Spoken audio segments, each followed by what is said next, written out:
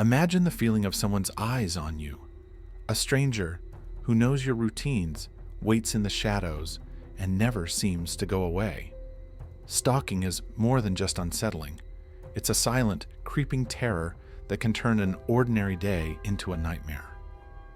In today's video, we're diving into some chilling, real-life encounters with stalkers that will have you second-guessing your own surroundings.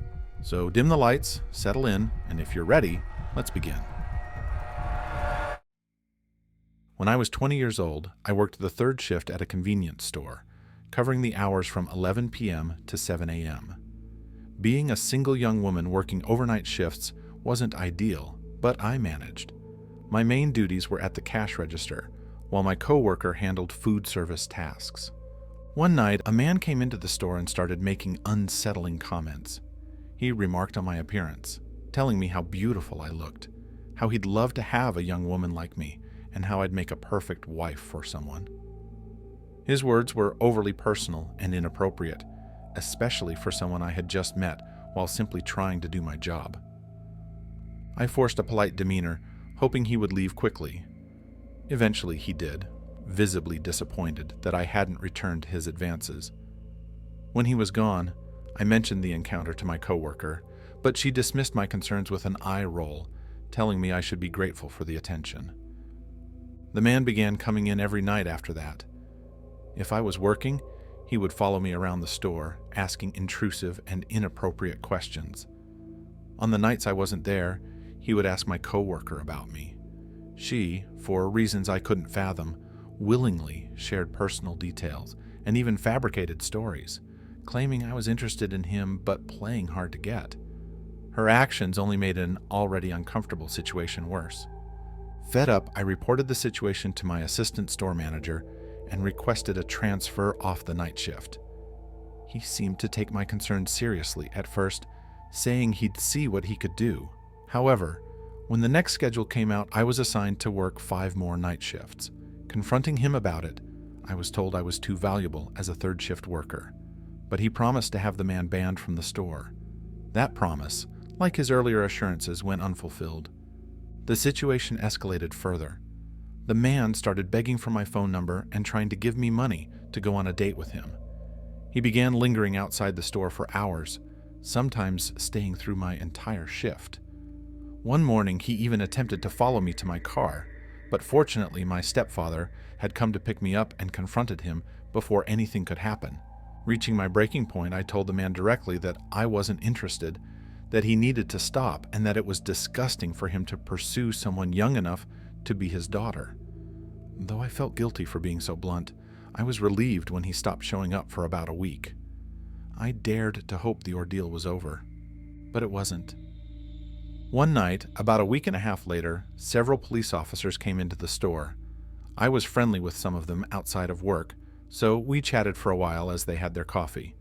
Afterward, I returned to my duties, which included mopping the floors. The cleaning supplies were kept in a mop closet near the restrooms, tucked into a back corner of the store. That area had no cameras and was a known blind spot. I entered the closet to retrieve the mop and bucket, only to sense someone behind me. Assuming it was one of the officers, I turned around, but instead found my stalker standing in the doorway, blocking my exit. My heart began to race. He casually asked if I had given any thought to his offer. I tried to remain calm, telling him again that I wasn't interested. Before I could say more, he shoved me with full force into the wall behind me. My body collided with brooms and other cleaning equipment, the impact knocking the air out of my lungs. The details of what happened next are a blur. According to the police officers who were in the store, my screams had sent them running toward the mop closet.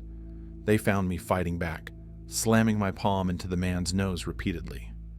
They tackled him, forcing him through the delivery door, and had to physically restrain me as I continued to lash out, shouting that I was going to kill him. In the aftermath, they pulled me into the break room to calm me down. Managers were called to the store at 3 a.m, and I had to give a detailed police report. They photographed the bruises already forming on my back and arrested the man for assault. I later learned he had suffered a broken nose from my retaliation and a dislocated kneecap during the officer's takedown. I quit the company shortly after the incident. Despite my repeated warnings, they had done nothing to protect me, and it had nearly cost me my safety. The man is still in jail, and I've since found a job where my well-being is actually valued. While I've moved on from that chapter of my life, the memory of what happened remains a stark reminder of how important it is to advocate for yourself, even when others don't take you seriously.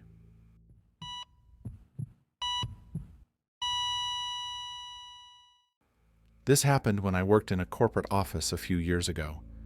The land surrounding our building was under development, which meant an influx of male construction workers. The active construction zone was sectioned off with a chain-link fence, and the entrance faced the revolving doors we used daily with our key cards. I had a desk job, and to incorporate some exercise into my routine, I parked at the far end of the lot to ensure I got a decent walk-in. I also worked on the third floor and always took the stairs instead of the elevator.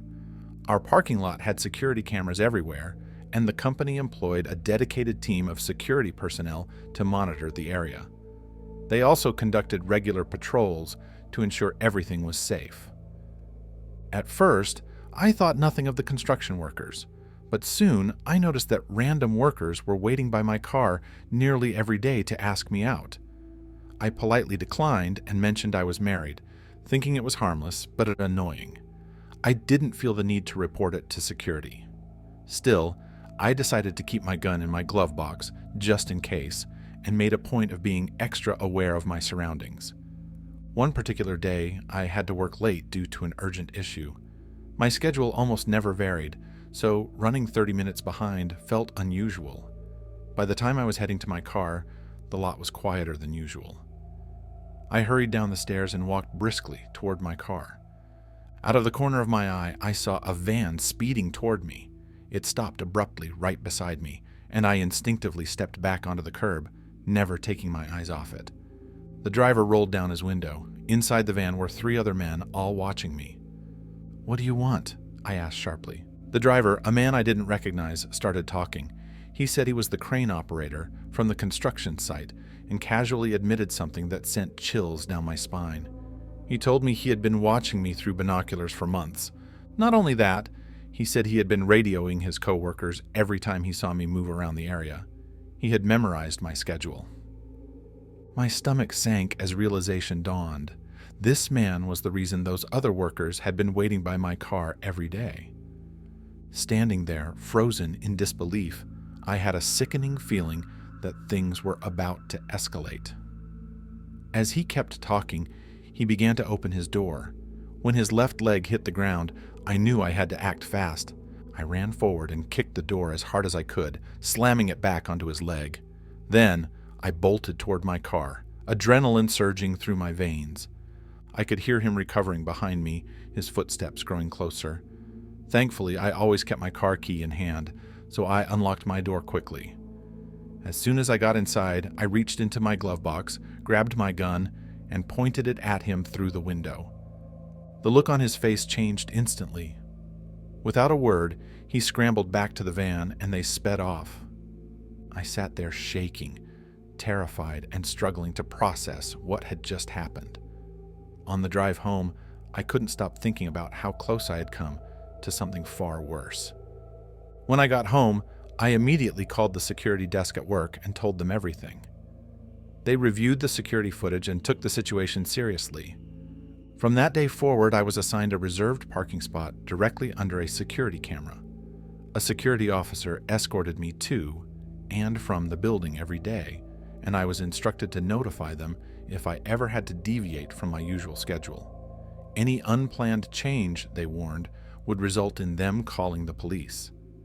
Security also took the footage to the police and the construction site manager. The crane operator was fired immediately, and his parole was revoked. It turned out he had a criminal record for violent crimes, including sexual assault and other serious offenses. Unfortunately, I couldn't identify the other 3 men in the van, and he refused to name them. For a long time, I was constantly looking over my shoulder, terrified they might come back. To this day, I still think about how lucky I was to get away that night. The whole experience was a horrifying reminder that danger can strike when you least expect it.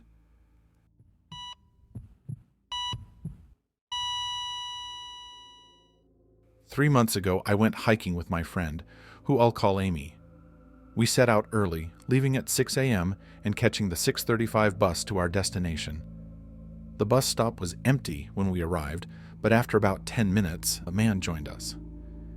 He studied the same timetable we were looking at, so it was clear he was waiting for the same bus. The man sat on the bench opposite us, pulling out a book to read. Something about him unsettled me. Every time I glanced his way, he met my gaze. His stare wasn't casual or harmless. It felt sinister, calculated. A cold unease settled over me, but I didn't want to draw attention to it. As we waited, the man's presence became increasingly unnerving. At one point, he looked directly at Amy's phone when it pinged, his eyes narrowing in an almost knowing way. He mumbled to himself in a language I couldn't identify, his voice low and guttural. The bus finally arrived and we boarded quickly, settling into seats at the back. The man followed us onto the bus, but sat in the very front, facing backward. He didn't bother pretending to read his book this time. His eyes locked on me and didn't leave. It felt like his stare burned straight through me, and I couldn't shake the discomfort. When our stop arrived, Amy and I stood up and moved toward the driver's section. As the bus pulled over, we stepped off. The man didn't follow, and I breathed a sigh of relief, convinced this was the last we'd see of him. Later that day, we stopped for lunch during our hike. We found a large rock on a hill, surrounded by dense forest, and sat there eating while enjoying the view. The quiet solitude was a welcome break, but it didn't last. As we laughed and chatted, I noticed movement on the trail below us. A man was walking up the path toward us, and my stomach sank. It was him, the man from the bus. The unease from earlier that morning came rushing back, more intense than ever. How had he found us here?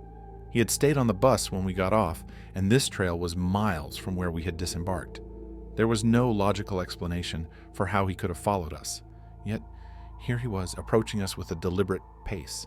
The sense of danger was undeniable. We packed up our things in silence and decided to head back to the bus station. The hike back felt like an eternity, every rustle in the trees putting us on edge. When we finally reached the station, the man was nowhere to be seen. We boarded the bus, relieved to be heading home, and sank into our seats. But the relief was short-lived. A few stops later, the bus came to a halt, and someone got on. I barely noticed at first, too focused on trying to calm my nerves. Then I felt it, a hand on my shoulder.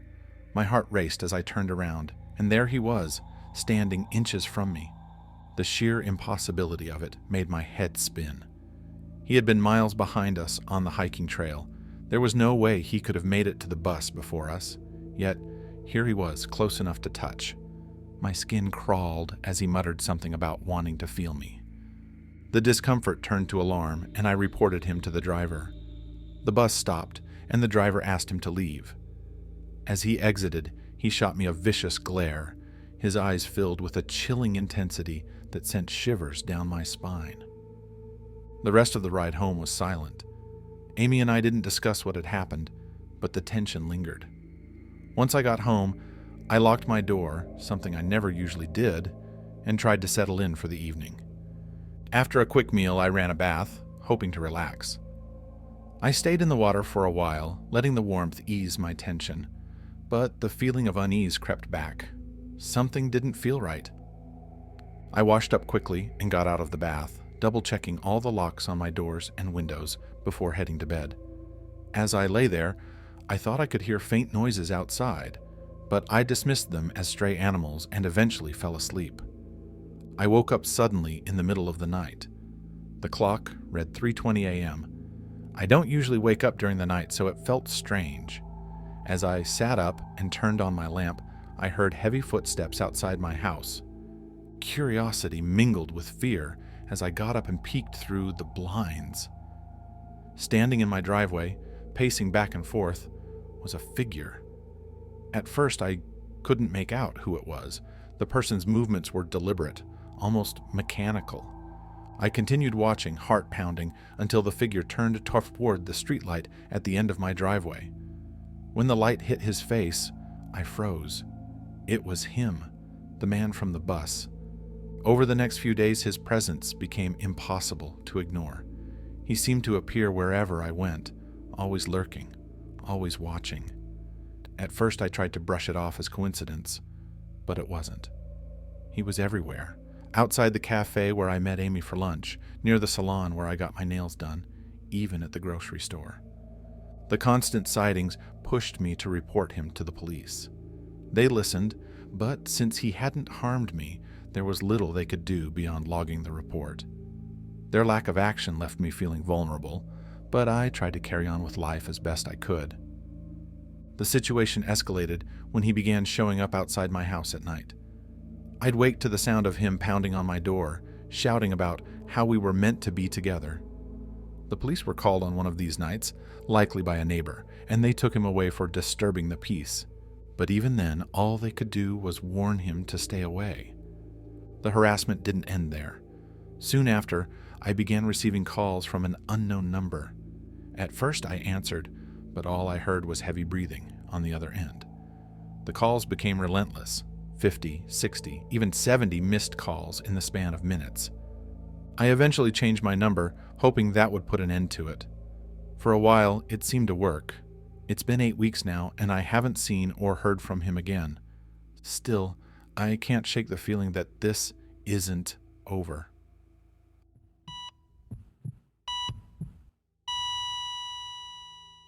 When I was 16, over the summer holidays, I experienced something that still sends chills down my spine. A strange man followed me around town for 2 days. I was an only child, and with my parents divorced, I spent a lot of time alone. My father worked long hours, so I often asked him to drop me downtown. On his way to work around 8 a.m., I'd pass the time waiting for shops to open or my friends to arrive. One morning, I asked my dad to drop me off at the Belle Sainte Mall, a less than desirable area of downtown that housed the welfare office and various volunteer centers. My plan was simple: visit a specific store, but as usual, I had arrived too early. I settled on a bench with my book to read and waited. At first, I didn't notice anything unusual, just the steady flow of people passing by, most of them heading to work. But then I saw him, a bald man who looked about 24, wearing an oversized blue sports shirt.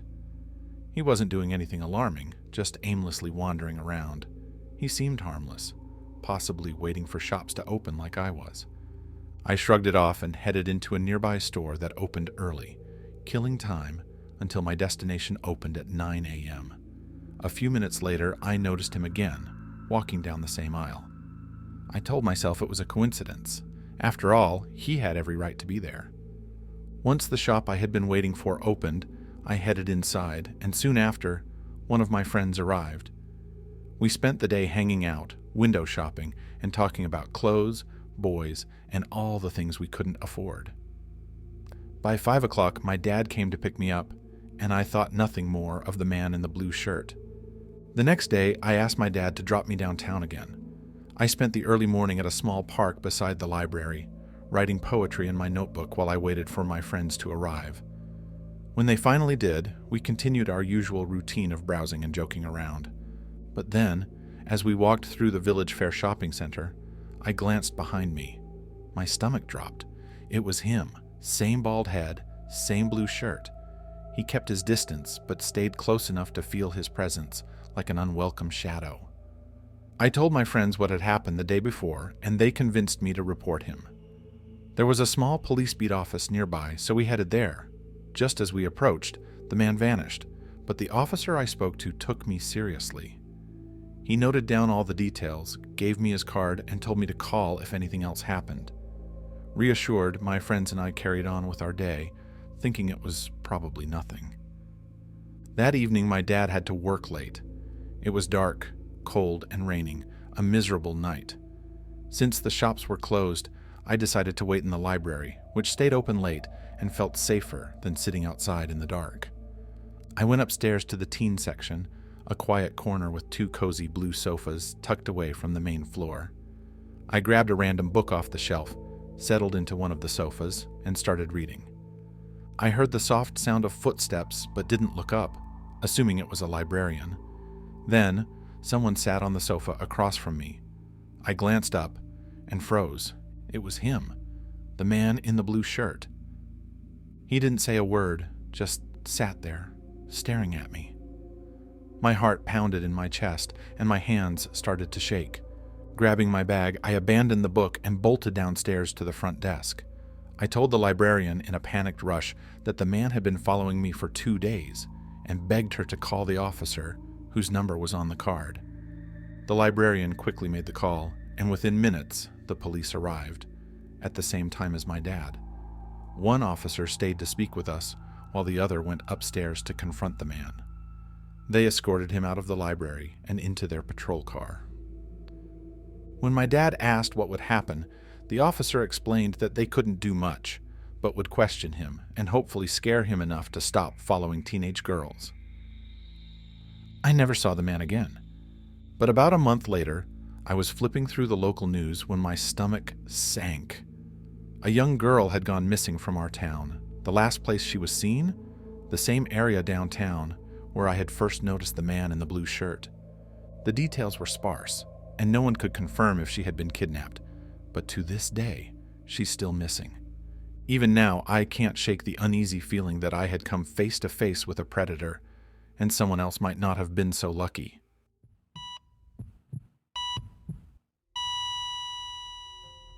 And that wraps up these chilling stalker stories. Remember, trust your instincts and stay aware. It could make all the difference. If you enjoyed this video, be sure to give it a thumbs up and subscribe so you don't miss the next creepy story. Stay safe, and I'll see you in the next one.